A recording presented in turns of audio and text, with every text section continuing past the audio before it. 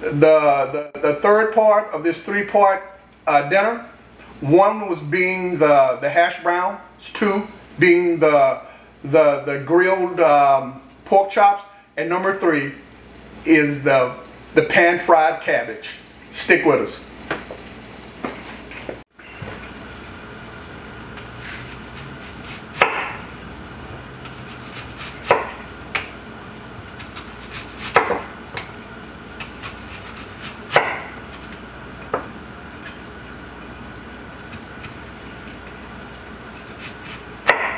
And as you can see, I'm slicing my onion.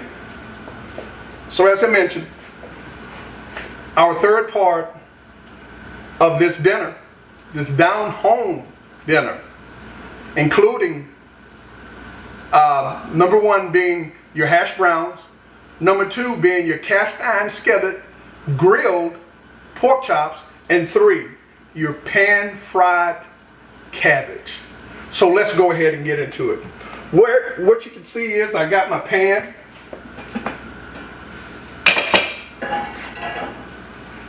On the stove. I'm trying to let it heat up. And I'm gonna cut me about 5 or 6 slices of bacon.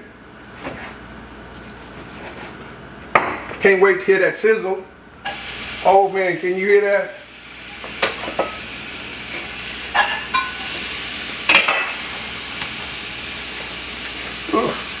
Tell you what, I got a taste for bell pepper.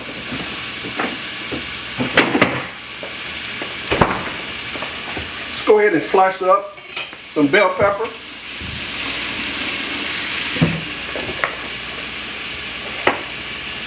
Oh, that's about enough. About a quarter piece of a medium bell pepper.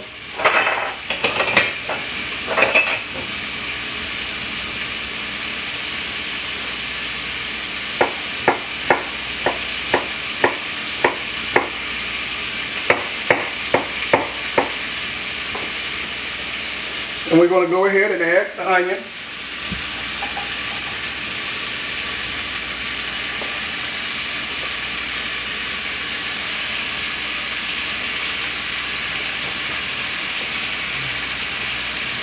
Bell pepper.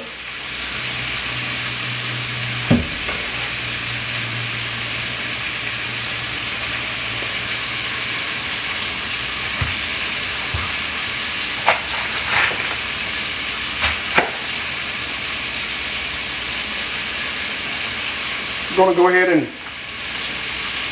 slice our cabbage.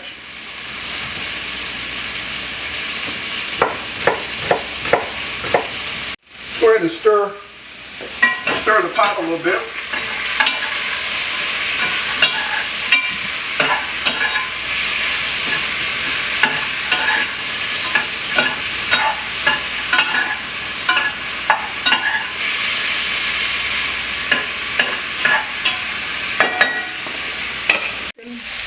The onion and the bell pepper is really coming together there. So we're going to let it, I'd say, cook for about another 3 minutes. Then we're going to remove it. And then we're going to add the cabbage. And then we're going to place this back on top of the cabbage. Okay? We'll just go ahead and add a little bit more bacon.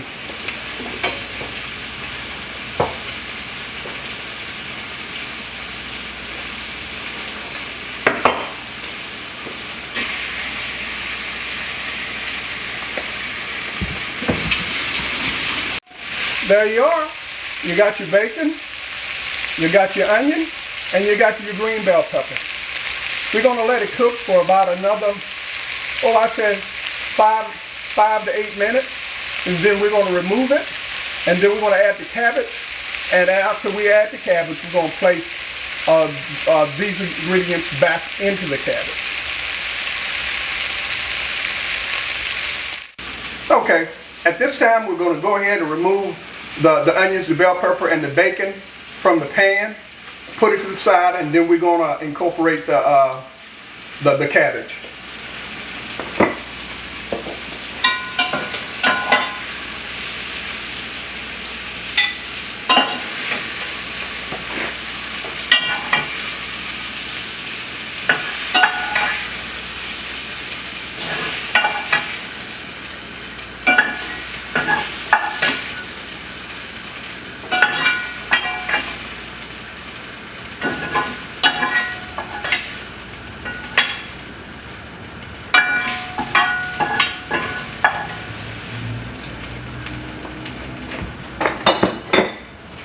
Okay, let's go ahead and place the cabbage in.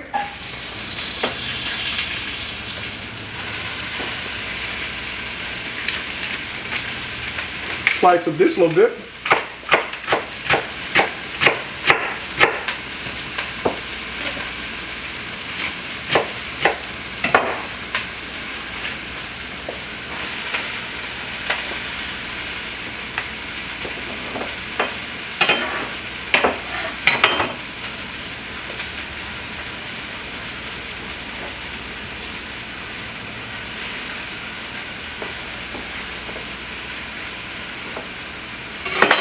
Okay, let's just kind of wipe this down a minute.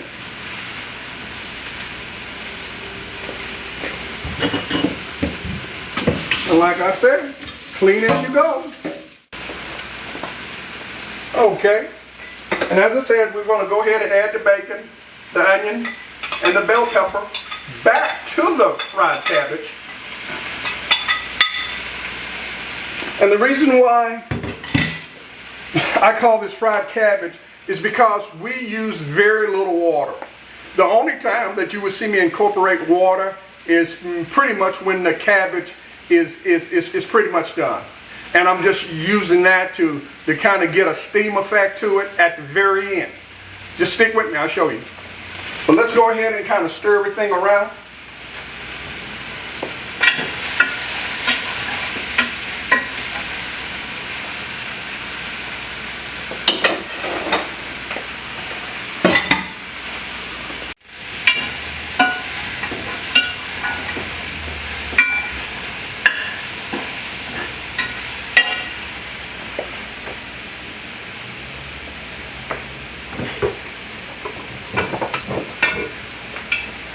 I'm going to add just a little bit of extra virgin olive oil.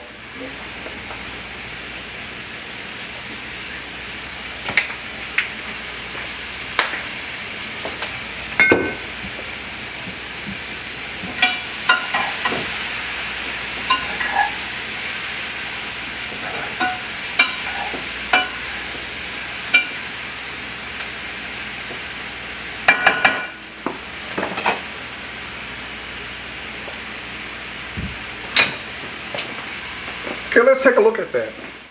Okay, as you can see, there's no water in it at this point, and you can see that the cabbage is starting to turn golden brown. But just stick with me, we're going to get there in a minute. We're going to let it cook for about another 3 to 4 minutes. Going to add a little water and let it sit. I'm going to go ahead and just add a little piece of garlic to it. Garlic makes everything taste better.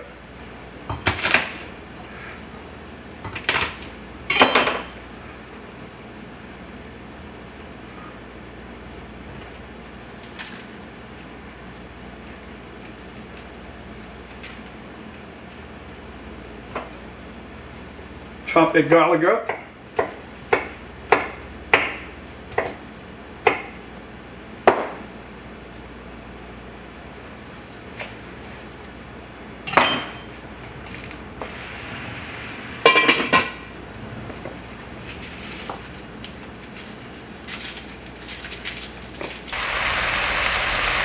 They add about not even a third. Oh man, just maybe two or 3 tablespoons of water. Just a little bit of water. We just want to get some steam going along in there.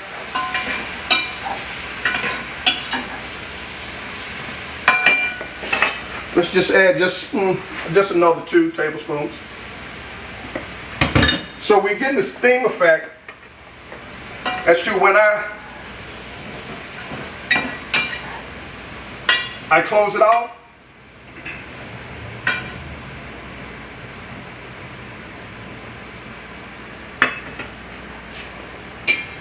It would finish cooking. So I'm going to go ahead and turn it off. And the thing about veggies, you don't want to cook your veggies too much.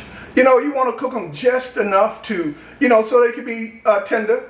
And then, you can enjoy them. If you cook your veggies too much, you can cook all the nutrients out, okay? All right. But guess what? You did it. You know what you did just now? You made hash browns. You made grilled pork chops. And guess what? Pan-fried cabbage. Man, I'm so proud of you. I tell you what, we're going to come back just in a moment and have a taste test, how good we did. Okay, we'll be back with you in a minute. Thank you. Okay, one other thing we want to do before we go, we want to go ahead and add our seasoning. I'm going to put a little bit of garlic powder, a little bit of onion powder, our sea salt by Morton's, and some of our black pepper by McCormick's.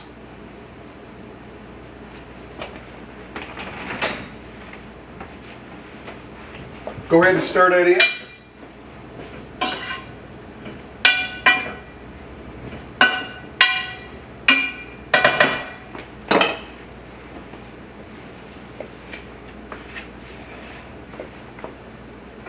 Okay, let's go ahead and cover it up. Okay, the next thing we're going to do, we're going to cover it up. I put the water in it, now it's steaming. And at this point, we're going to have, the next time you see me, we're going to have the taste test. Welcome back to Granddad Pears Down Home Cooking. Guess what, folks? You did it. We finished 3 different dishes. One being hash browns, the second one being pan-fried cabbage, and the third is your cast iron skillet grilled pork chops. Now, let's just taste it and see how it tastes.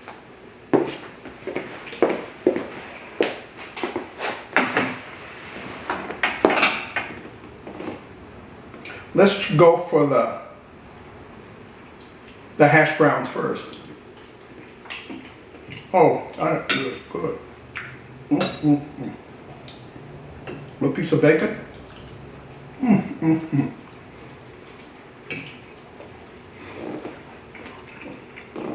I'll tell you, the hash browns are good. A little bit of water.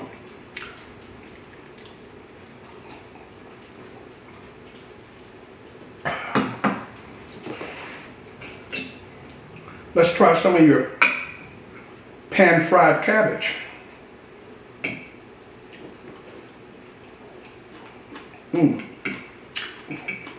That is good. It's good and crunchy. If you will, it's crunchy but tender. Okay? It's cooked just right. Just right. A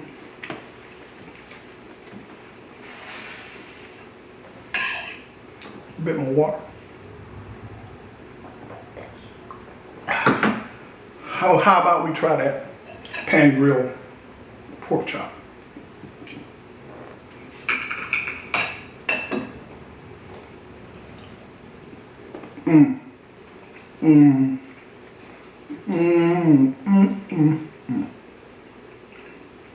That is simply delicious. Simply delicious.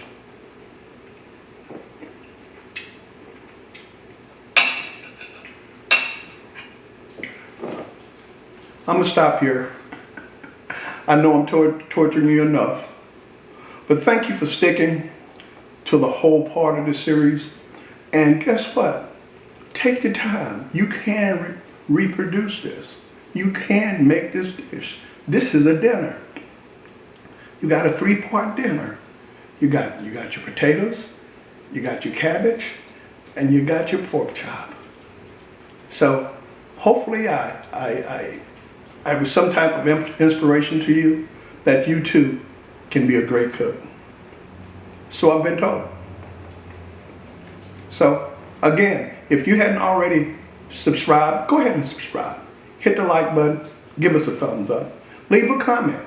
Oh, maybe you have some dishes of your own you'd like to see us make here. If so, go ahead and put it in the comment section. Love you, have a blessed day, and be a blessing to someone else.